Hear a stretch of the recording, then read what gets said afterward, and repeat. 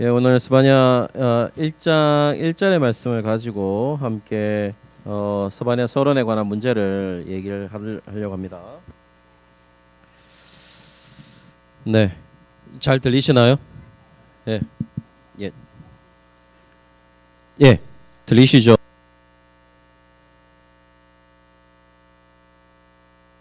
다 같이 읽겠습니다. 시작. 아몬의 아들 유다 왕 요시아의 시대에 스바냐에게 임한 하나님 여호와의 말씀이라. 스바냐는 히스기야의 현손이요 아마랴의 증손이요 그다라의 손자요 구시의 아들이었더라. 이렇게 되어 있습니다. 자, 우리가 오늘 스바냐 이 스바냐 우리가 아무래도 오늘 요번에 뭐죠? 스바냐가 아마 거의 우리가 소선지사를 거의 다 제가 예가부를 10년째 이제 11년째니까요. 11년째니까 소선지사를 거의 다 해가는 것 같아요. 그래서 오늘 요번에 스바냐를 하는데 스바냐는 굉장히 어렵더군요. 그래 어려운데 그래도 쉽게 한번 이야기를 해보면서 이야기를 해보도록 하겠습니다. 서론에 보시면은 우리가 다 강의안을 받으셨을 건데 서론에 보시면 저자가 나와 있죠. 이 저자가 스바냐 선지자라고 되어 있습니다. 왜냐하면은 스바냐에게 임한 말씀이고 그 스바냐가 이것을 기록했다 이렇게 보는 것이죠. 물론 다른 사람이 대필할 수도 있겠지만 어쨌든 여호와가 임하신 말씀을 스바냐가 이렇게 기록하고 있다 이렇게 볼 수가 있을 것 같아요. 히브리어로 보면 히브리어로는 이 스바냐의 이 스바냐 체판냐라는 이 히브리어가 원래 뜻이 뭐냐면은 여호와께서 숨기시다라는 뜻입니다. 여호와께서 그를 감추셨다라는 뜻이 있습니다. 여호와께서 그를 감추셨다는 뜻이고 실제로 여호와께서 감추시는 이유는 이거는 표면적인 의미입니다. 실제로 스바냐라는 그 히브리어 체판냐라는 것은 무슨 의미냐면은 여호와께서 그를 감추셨다라는 것이 원래 의미입니다. 원래 의미인데 이건 표면적 의미고 그러면 이유를 물으시겠죠. 그럼 왜 하나님이 여호와께서 왜 그를 감추셨을까라고 하는 것을 보면은 그를 보호하시기 위해서고 그를 귀히 여기시는 측면이 있다라고 그러니까 본문 이면에 그 스바냐라 하는 그 의미의 이면에는 그 의미가 있는 것이죠. 우리가 심판 때 스바냐의 가장 이 중점적인 가장 초점인 단어가 주제적인 단어가 뭐냐면 여호와의 날이라는 단어거든요. 그 여호와의 날이라는 단어는 굉장히 종말적 언어이고 굉장히 심판의 언어입니다. 그러니까 여호와의 날에 너를 다 멸망시키겠다 이 얘기거든요. 여호와의 날에. 그런데 여호와의 날이라 하는 것은 결국 양면적 측면이 있는 것이죠. 동전의 양면처럼. 왜냐하면은 여호와의 날에 심판한 자가 있으면 반드시 여호와의 날에 구원자들도 있는 거죠. 구원을 받는 사람들도 있는 것이죠. 그러면서 스바냐라 하는 이 단어의 뜻을 가지고 물론 스바냐가 그냥 고유명사처럼 스바냐지만 그 스바냐의 이름을 통해서 뭘 말해주고 있냐면은 하나님이 그를 감추셨는데 그를 감추시는 이유가 뭐냐면 여호와의 날에 그를 보호하시고 그를 구원하신다라는 표면적 의미보다는 이면적 의미가 분명히 있기 때문에 이렇게 말을 하고 있는 것이죠. 그러면서 표지에 보시면은 이 스바냐가 어떤 사람이나 하는 것을 보여줍니다. 뭐냐면 히스기야의 현손이다 이렇게 되어 있고 아마랴의 증손이다라고 되어 있습니다. 그리고 그다라의 손자고 구시의 아들이다 이렇게 되어 있습니다. 그럼 이쪽 한번 다시 보시죠. 히스기야 아들 같으면 뭘 말하는 거죠? 현손이라 그러면 왕족이라는 것을 말하는 것이죠. 한마디로 지금 이 히스기야의 현손 아마랴의 증손 그다라의 손자 구시의 아들 가운데 히스기야의 현손이라는 걸 밝힘으로 말미암아 왕족이라는 것을 말하는 것이고 왕족이라는 말은 이 말이 신뢰성이 그렇게 떨어지는 것이 아니면 그 완전하게 신뢰성을 보장할 수 있는 단어다라는 걸 얘기하는 것이죠. 여러분 있잖아요. 여러분이 아브라함 이전 시대에 보통 많은 구약 학자들이 아브라함 이전과 아브라함 이후를 나누는데요. 아브라함 이전을 역사의 시대라고 얘기하지 않습니다. 그러니까 역사의 시대라고 하는 것은 아브라함의 시대부터 역사의 시대라고 얘기를 하거든요. 그런데 아브라함의 시대부터 역사의 시대라서 얘기라서 아브라함 이후부터는 우리가 성경의 말씀을 신뢰할 수 있지만 아브라함 이전은 결국 뭐냐면은 창조 설화 아니면 창조 신화처럼 여겨져서 그것을 신화적으로 받아들여야 되는 것이지 역사적 사실로 받아들여서는 안 된다 하는 것들이 많은 구약학자들의 설명이었어요.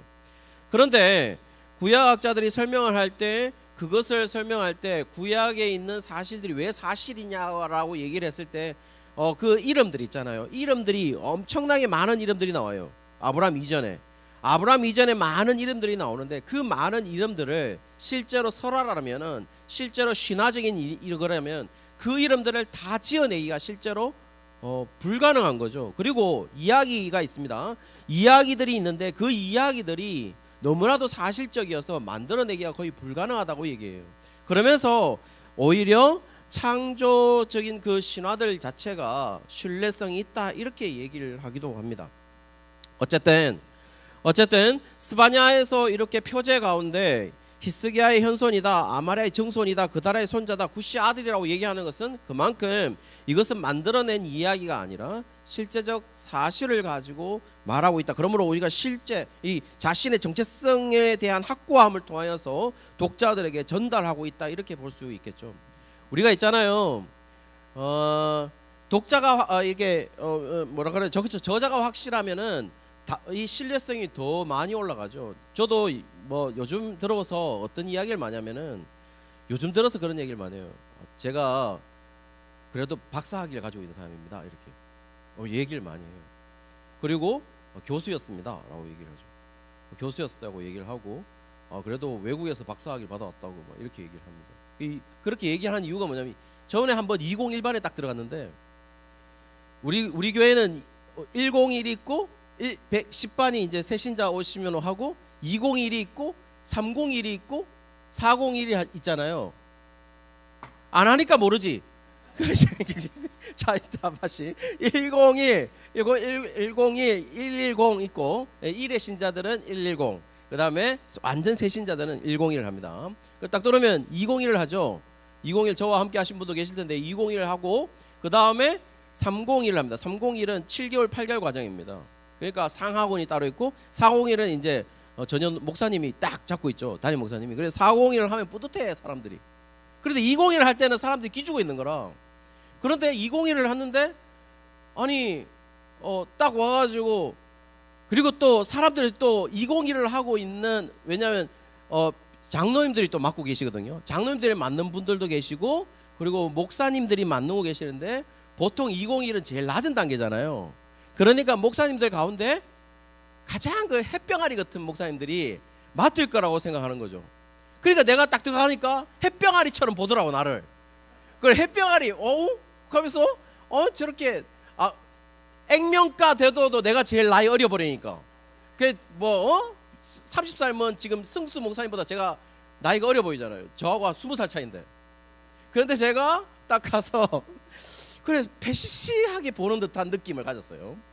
그래서 제가 얘기를 했죠. 아니 여기 201반 하시는 분들 그때는 제가 왜 들어가겠냐면은 도저히 할 이렇게 어떤 스케줄이 안 나가지고 목사님들이 안 나가니까 그러면 내가 들어가겠다 이렇게 해가지고 제가 들어가게 된 거죠. 그래도 부목사 중에 가장 대장이 들어간 거죠. 그래 딱 들어가니까 사람들이 눈이 이제 제일 햇병아리 같은 목사님이 오셨나갑다 이렇게. 왜냐하면은 201 하시는 분들도 좀 교회 다니신 지 얼마 우리 교회 다니신 지 얼마 안 되시는 분들이니까 금방 110, 101 마치고 바로 들어오셨으니까 저희들은 왜냐하면은 201을 마쳐야 저희들 교회는 집사도 되고 교사도 할 수 있으니까요. 그래서 201 금방 들어오신 분들이 제가 누군지를 잘 모르는 거죠. 그래서 제가 얘기를 했죠. 집사님들 거기 201 하시는 분들한테 여기 지금 201 오신 분들 제가 누군지 잘 모를 텐데 그래도 제가 박사 학위를 가지고 있습니다. 교수도 했습니다. 그리고 뭐 성경적으로는 담임 목사님도 제 밑입니다. 그렇게 얘기했죠. 그래 얘기하니까 사람들이 눈빛이 달라요. 201에 우리 201에 이런 분이 오셨나 하면서 그러면서 이제 너무너무 잘 듣기 시작하는 그 이유가 뭘까요? 제가 요즘은 잘 안 밝히는데 그렇게 딱 밝히고 나니까 이제 제 말에 힘이 실리면서 제 말을 듣기 시작하더라고요. 그래서 제가 왜 이 말을 하냐면은 결국에는 뭐냐면은 자기 정체성, 그러니까 내가 누구냐에 따라서 내 말에 신뢰가 쌓이는 거죠.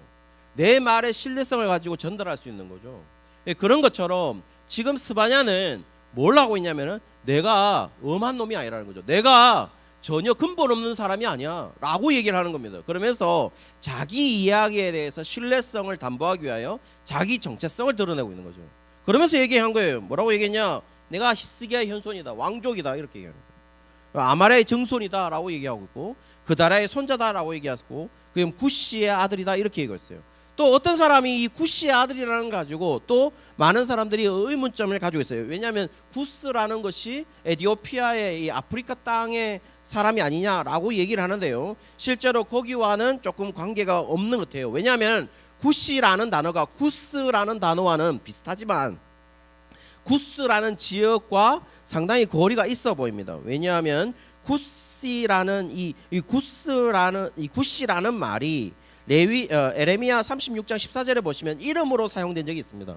에레미야 36장 14절 한번 보실까요? 나오나요? 예, 에레미야 36장 14절 보시면 구시라는 단어가 이의 모든 고관이 구시의 정손 셀레마의 손자 느다냐의 아들 여우디를 바룩에게 보내라고 돼 있죠. 그리고 구시라는 단어가 에레미야에 보시면은 36절에 보시면 이름으로도 쓰였다는 겁니다. 그리고 시편 7편 1절 한번 보실까요? 시편 7편에 보시면 베냐민인 구시라고 나오는데요. 시편 7편 1절에 보시면 이렇게 되어 있습니다. 다윗의 식가연 베냐민 구시의 말에 따라 여호와께 드린 노래라고 되어 있어요. 시편 여러분 보시면 시편에 이 갈로쳐 있는 부분이 원래는 1절입니다.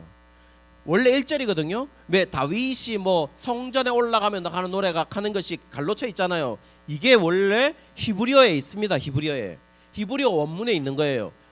아무나 제목을 붙인 게 아니고 다윗의 식가연 베냐민 구시의 말에 따라 여호와께 드린 노래라고 히브리어 원문에 있는 겁니다. 원문 1절에 있는 거죠. 그러면서 뭡니까?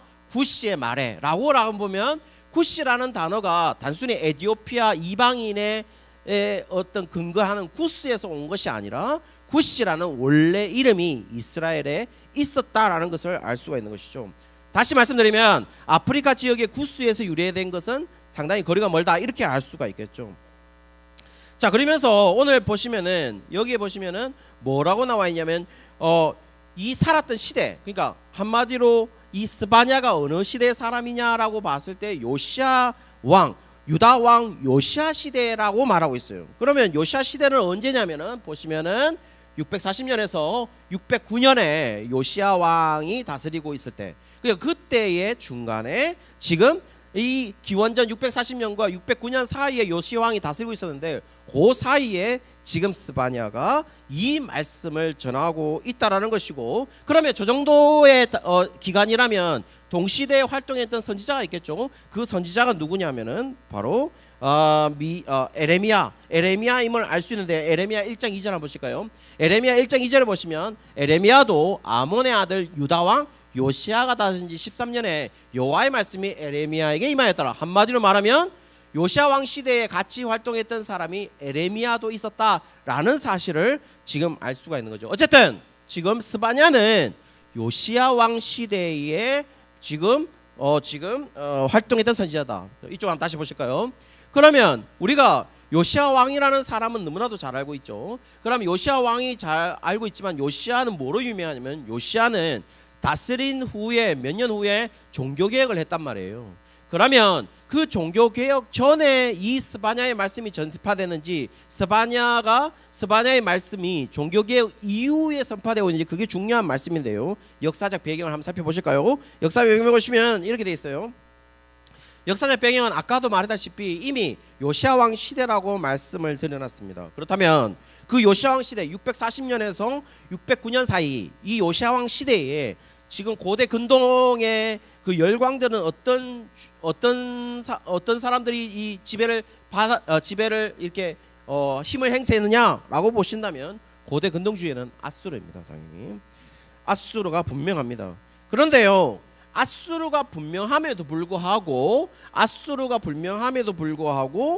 사실은 신바벨론이 언제부터 일어나냐면 625년이죠. 625년부터 539년까지가 신바벨론인데요. 한마디로 신바벨론이 다시 신흥 강국으로 등장하던 시기가 바로 이 요시야 왕 시대입니다.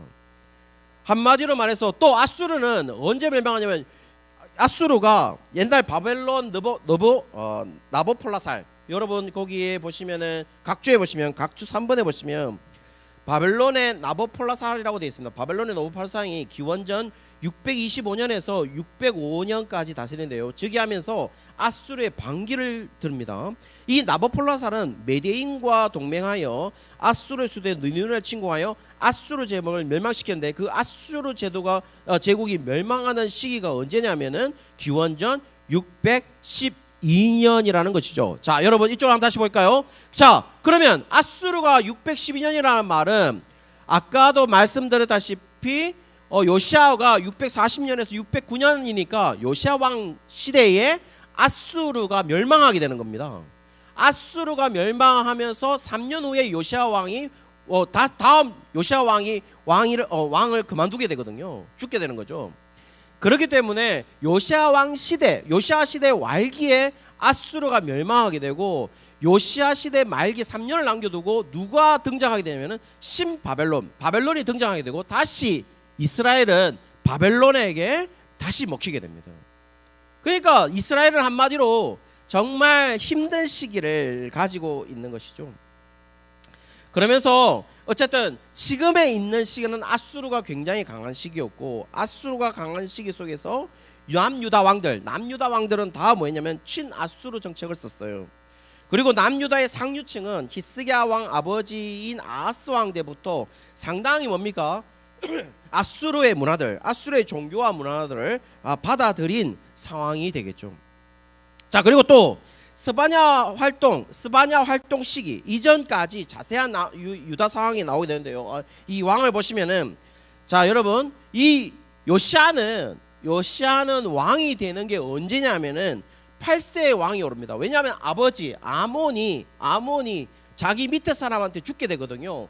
한마디로 아몬이 죽게 되니까 요시야 왕은 8세의 왕이 오르게 돼요. 여러분, 8세의 왕위에 오르게 되면 어떻게 됩니까? 그 나라가 편해요, 안 편해요? 응? 안 편하겠지. 안 편해요. 편한 적이 없어. 우리나라도 영조 다음에 누구였습니까? 영조 다음에 원래 누가 영조 다음에 누가 왕이 올라 그랬죠? 이 누군데? 아이고, 아바이가 얘기 안 하고 아들이 얘기하고 사도세자죠. 사도세자는 죽게 되잖아요. 뒤주 속에 죽게 되죠. 그래서 밑에 누가 다음에 왕이 되죠? 누구냐? 정조지, 정조. 그래, 정조가 뭡니까? 사실 영조가 할아버지면서 끝까지 만약 다스리지 않았다면 정조는 정말 어린 나이에 오르게 됐겠죠. 그런데 영조가 그래도 할아버지가 굉장히 오래 살면서 다스리게 되죠.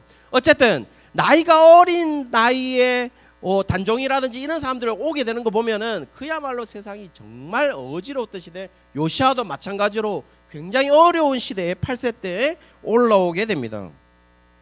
그리고 그때 당시에 유다와 에루살렘에 대해서 얘기를 하게 되고, 스바냐 이전의 마지막으로 예언한 선지자가 누구냐면은 미가와 이사야 선지자예요.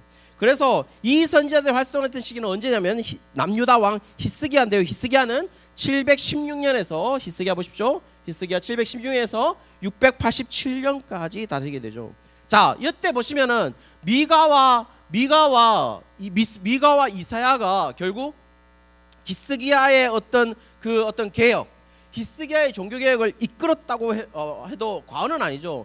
그렇기 때문에 미가와 히스기야의 미가와 이사야가 히스기야 시대 때의 선지자의 말씀에 따라 백성들이 영적 각성을 이끌었다, 이렇게 볼 수는 있겠죠.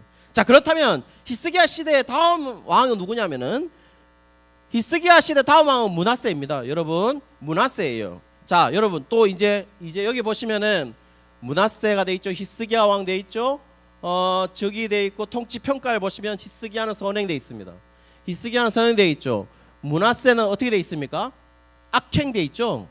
자, 이렇게 보시면은 히스기야 다음에 여러분 히스기야 다음 히스기야로서 여러분들이 유명한 사건이 하나 있죠. 유명한 사건이 뭐예요? 유명한 사건이 뭡니까?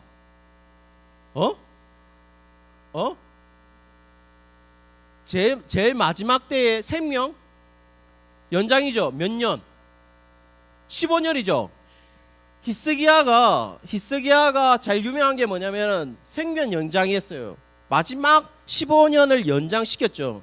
그런데요, 여러분 생각해 보시면 히스기야의 생명 연장이 많은 사람들이 그걸 기도로 해가지고 생명 연장하니까 기도만 하면 생명도 연장시킬 수 있어 하나님의 마음을 바꿔서 15년 연장시켰다고 생각하고 계시지만 그렇지 않습니다. 여러분 성경을 그렇게 보시면 안 되는 거죠. 왜냐하면 히스기야의 생명 연장은 결국 하나님이 원하지 않은 연장이었다는 거죠. 하나님이 원하지 않은 연장되니까 히스기야의 15년이 어떻게 다스려집니까? 성경에서 어떻게 평가하고 있어요? 나머지 히스기야의 마지막 15년을 어떻게 평가하고 있냐고요? 히스기야와 완전히 다른 평가를 내리고 있죠. 정치적 평가를. 한마디로 악행이었단 말이에요. 안 좋았단 말이죠. 결국 히스기야 다음에 만약에 히스기야가 좋았다면 므낫세 같은 인간이 안 나왔겠죠, 아들이. 그런데 므낫세가 어떻게 되면 그야말로 남유다의 최고의 악행을 저지릅니다. 이 므낫세가 최고로 악한 왕으로. 그것도 히스기야 아들이. 그리고 므낫세 돼 있죠. 그 다음에 아몬 돼 있죠. 아몬도 643년에서 641년에 돼 있지만은 여기 보시면은 자기 아버지 정책들을 그대로 므낫세의 정책을 그대로 이어받았고 우상 숭배하고 악을 행했죠. 그리고 어떻게 되면 신복들에 의해서 살해됩니다. 그러면서 누가 다음 왕이냐? 그 다음 왕이 바로 요시야였던 것이죠. 자, 그러면 히스기야 다음에 요시야가 오기까지 어떤 거였냐면은 거의 70년, 60년에서 70년 사이예요. 60년과 70년 사이에 이스라엘은 어떻게 됐다는 겁니까? 한마디로 작살이 났다는 거죠. 이스라엘은 무너졌다는 얘기입니다. 영적으로 완벽하게 무너졌다는 거예요.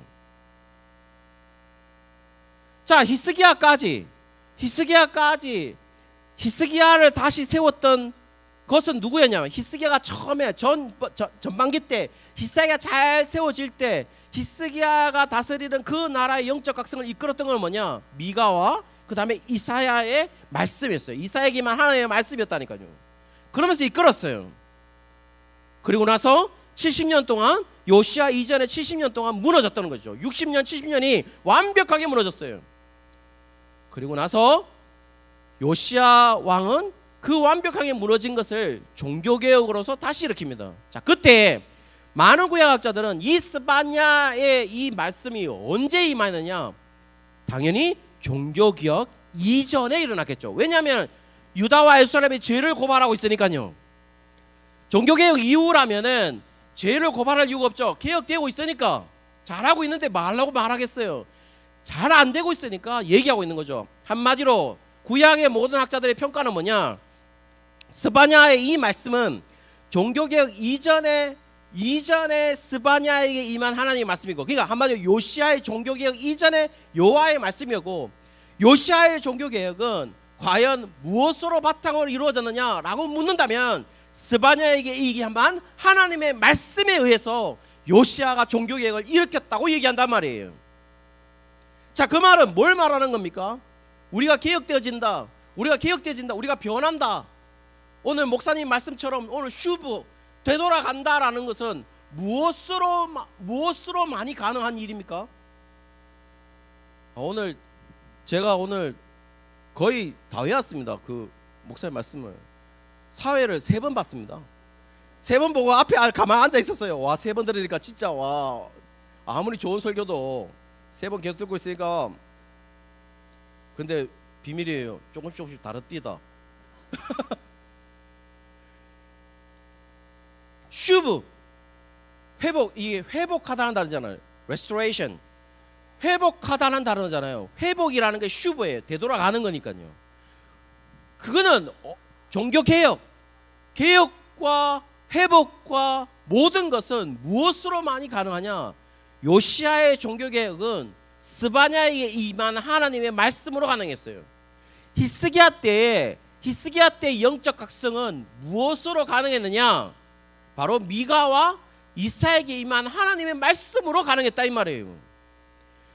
결국 히스기야 때부터 70년 이상 60년 이상 무너진 그 이스라엘 백성들을 지금 요시아의 종교개혁을 일으키게 만들었던 그 말씀이 뭐냐? 바로 지금 우리가 오늘 이번 우리 수련회 때 할 스바냐의 말씀으로 인하여 요시아 종교개혁이 가능했다라는 이야기입니다. 그래서 많은 사람들은 뭐라고 얘기하냐? 이 스바냐의 말씀이 요시아의 종교개혁 이전에 기록된 하나님의 말씀이다 이렇게 말하고 있는 거죠. 구조를 보십시오. 구조가 드러나고 있어요. 구조가 뭐가 드러나냐? 심판날이 있고 구원과 기쁨의 날이 정반대, 심판날이 하나 있고 구원과 기쁨의 날이 가려져 있는 거죠. 왜? 바로 심판의 날이 이를 때에 결국 구원과 기쁨의 날은 무엇으로 가능한 것인지를 얘기하고 있다는 것입니다. 그러면서 세계 열강까지, 옆에 있는 세계 열방까지 이야기를 담으면서 그들은 왜 심판을 받았고 너희들은 왜 심판의 날에 너희들이 구원받을 수밖에 없는지에 대해서 얘기를 하고 있는 이 이야기, 이 메시지가 바로 스바냐에게 있다는 겁니다. 사랑하는 예가부 여러분, 우리는 오늘 스바냐를 이제 우리는 다룰 겁니다. 스바냐를 다루면서 스바냐는 굉장히 침울한 침울한 메시지입니다. 왜냐하면은 거의 대부분 3분의 2가 심판에 관한 메시지고 여호와의 날에 관한 메시지고, 그런데요 여러분, 더 희한한 거는 뭐냐면은 이런 거죠. 너의 미래가 어둡다라는 겁니다. 왜냐하면 여호와의 날은 어쨌든 미래가 설정되어 있습니다. 다시요 여러분, 정확하게 말씀드립니다. 여호와의 날은 물론 모든 날이 여호와의 날이죠. 그런데 여기 말하는 여호와의 날이라는 이 정관사가 붙은 이 the day는, 이 여호와의 날은 뭘 말하는 게냐면 미래에 하나님이 심판하는 날을 말해요. 근데 그 날이 분명히 미래가 있어서, 미래가 있다는 말은 미래가 있는데 그 미래가 심판의 날이야. 그럼 뭐 하는 거예요? 어둡다는 얘기죠. 네 미래가 없다라는 겁니다. 네 미래가 밝지 않아라고 얘기합니다. 그럼에도 불구하고 하나님이 지금 말하려고 하는, 그러면 미래가 밝지 않은 너희들의 오늘은 어떻게 살 것인데, 그거를 지금 스바냐의 선지자를 통하여서 질문하고 있는 거죠. 여러분, 여러분의 미래가 밝지 않으면 여러분은 그냥 살아갈 겁니까? 그러면 그냥 살아갈 수 없다면 우리는 무엇으로 살아갈 겁니까? 오늘 스바냐의 서론에서 던지는 말씀 있죠. 뭐라고요? 하나님의 말씀으로 너희들은 유일하게 살아갈 수 있다. 이 얘기를 하고 싶은 거죠. 그 얘기를 서론에 담으면서 우리는 그 하나님의 말씀이 어떻게 선포되는지를 우리는 토요일도 듣고 주일도 듣고 이렇게 하면서 그 하나님의 말씀이 무엇인지를 들을 겁니다. 사랑하는 예가부 여러분, 우리는요 뭔가 우리의 상황이 좋아지면 우리가 변화될 거라고 생각하지만 우리는 전혀 변화되지 않습니다. 전혀 변화되지 않아요. 여러분, 우리가 결혼만 하면 뭔가 다 된 것 같죠? 왜냐하면 우리 교회 결혼 못하는 인간들이 얼마나 많은데요. 그럼 결혼만 하면 다 될 것 같죠? 애만 놓으면 우리가 다 성공한 것 같죠?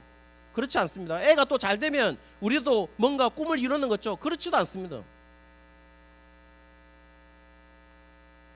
우리의 행복이 그렇게 빨리 우리가 정말 행복해 라고 느껴지지 않아요. 여러분, 나는 진짜 행복합니다 라고 자신 있게 손들 수 있는 사람 있어요? 여기? 나 진짜 행복한데? 말할 수 있어요? 그런데 성경은 늘 얘기합니다. 예수님 믿는 게 행복한 거라고, 가장 복된 일이라고. 뭐가 복된 일인데? 나는 안 행복한데 지금.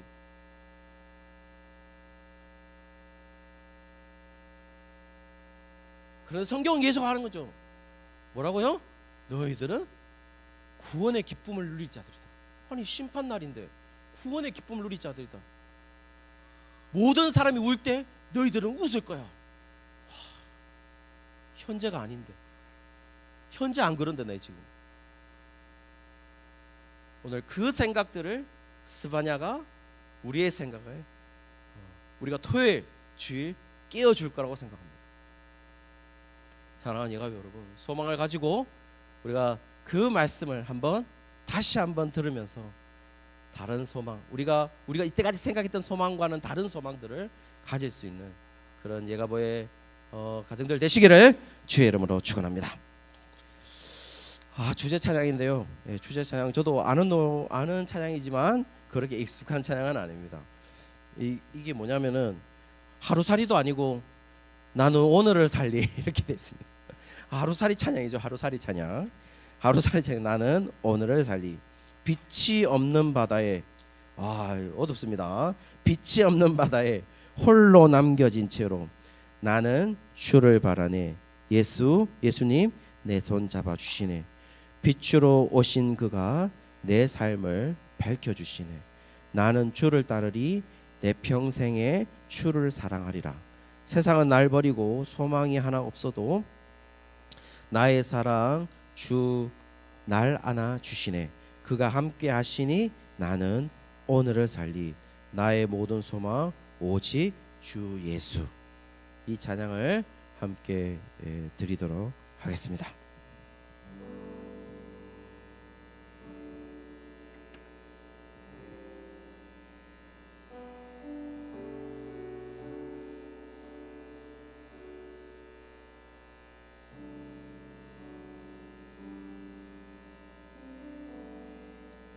빛이 없는 바다에 홀로 남겨진 채로 나는 주를 바라네. 나는 주를 바라네.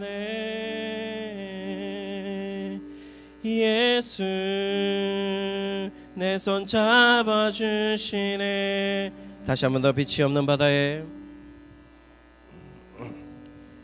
빛이 없는 바다에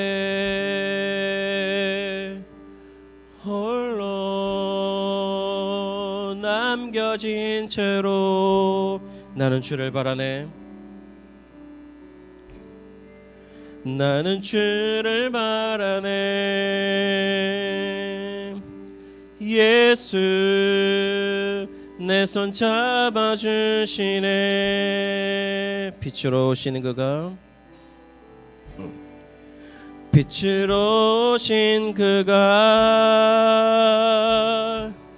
내 삶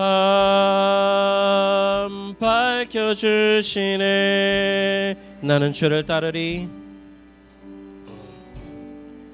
나는 주를 따르리.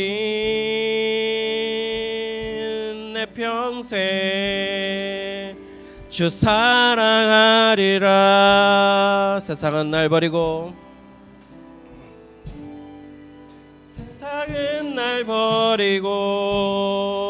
소망 하나 없어도 나의 사랑 주 날 안아주시네. 그가 함께 하시니 나는 오늘을 살리. 나의 모든 소망 오직 주 예수. 세상은 날 버리고 소망 하나 없어도 나의 사랑 주 날 안아주시네. 그가 함께 하시니 나는 오늘을 살리. 나의 소망 오직 주 예수.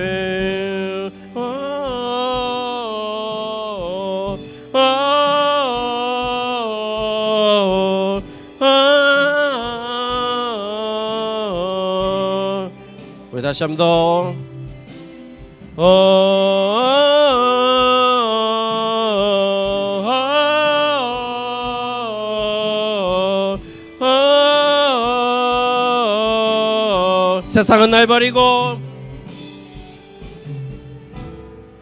세상은 날 버리고 소망 하나 없어도 나의 사랑 주 날 안아주시네. 그가 함께 하시니 나는 오늘을 살리. 나의 모든 소망 오직 주 예수. 세상은 날 버리고 소망 하나 없어도 나의 사랑 주 하나 주. 그가 함께 하시네. 그가 함께 하시니 나는 오늘을 살리.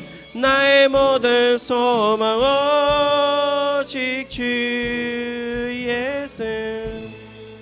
세상은 날 버리고 소망 하나 없어도 나의 사랑 주 날 안아주시네.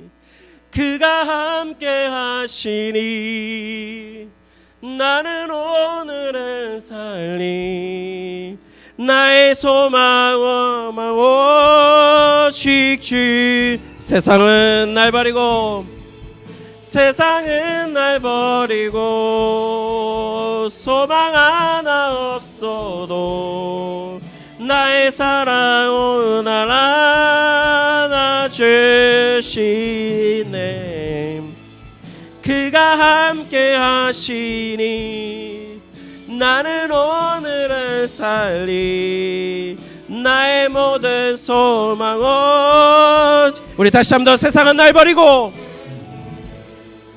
세상은 날 버리고 소망 하나 없어도 나의 사랑 주 날 안아주시네.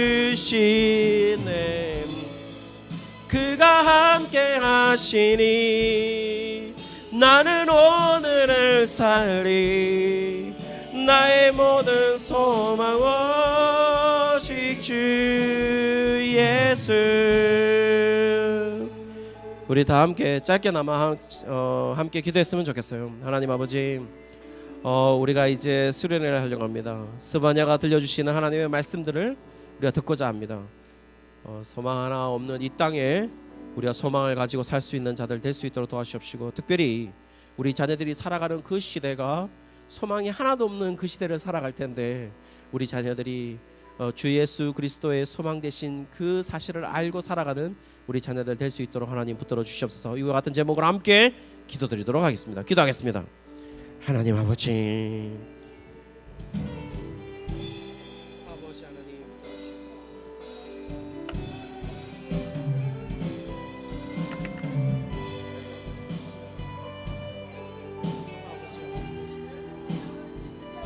하나님 아버지, 아버지,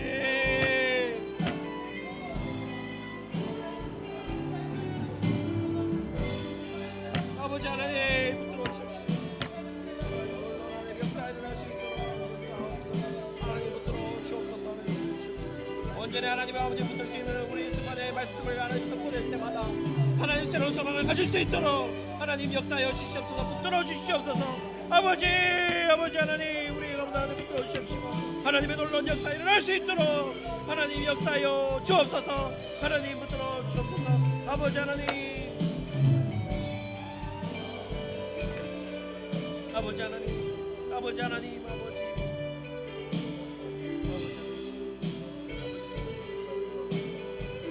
아버지 하나님 역사해 주십시오.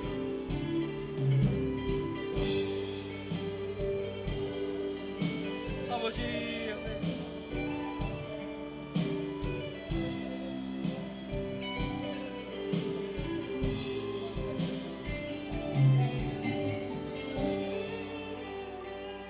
살아계신 역사하신 하나님 아버지, 소망이 하나 없는 이 땅에 하나님의 말씀이라는 소망을 주시고 또 그 소망을 붙잡고 살아갈 수 있게 해주신 하나님 아버지 감사합니다. 더욱더 하나님, 스바냐의 말씀이 선포되는 그 시기가 바로 이 땅의 시기임을 알고 그 스바냐의 말씀을 우리 오늘 현재의 말씀으로 받아들이는 우리 예가의 모든 지체들 될 수 있도록 하나님 역사하여 주셔서 하나님 수련회 때 살아계신 하나님의 음성을 듣는 시간 될 수 있도록 하나님 역사하여 주시옵소서. 감사드리며 예수 그리스도의 이름으로 기도드리옵나이다. 아멘. 예, 말씀에 의지해서 축도하도록 하겠습니다. 지금은 우리 주 예수 그리스도의 은혜와 하나님의 사랑과 성령의 위로 교통하심이 소망이 없는 이 땅에 다시 소망을 갖게 될 우리 예가보의 가정들, 특별히 우리 예가보의 가정들, 특별히 우리 자녀들 머리 위에 지금으로부터 영원토록 함께 있을지이다. 아멘.